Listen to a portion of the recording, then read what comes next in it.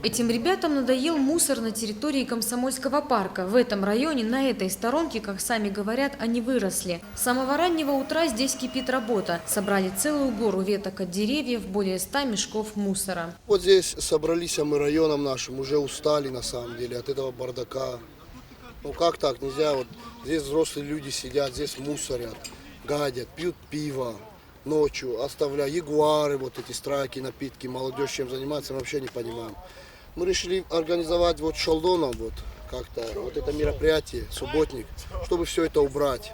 Субботник в Комсомольском парке Владикавказа собрал около 100 человек. На помощь к инициативной группе молодежи подоспели сотрудники Общества охраны природы и некоторые депутаты. Кто должен отвечать за чистоту на этом участке города, неизвестно. Вот и нашлись те, кому далеко не безразлична чистота родного города.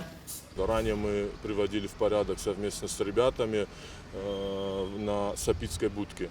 Именно о Комсомольском парке мы давно задумывались в связи с тем, что нам поступила информация около 1,5 лет назад, если честно, что парк сегодня как бы не принадлежит никому, ни городу, ни институту имени Хитагурова.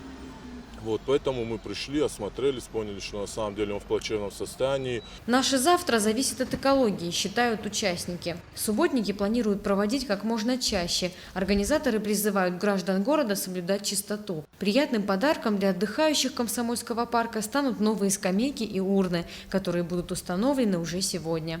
Залина Губурова, Алан Гасанов, Осетия ТВ.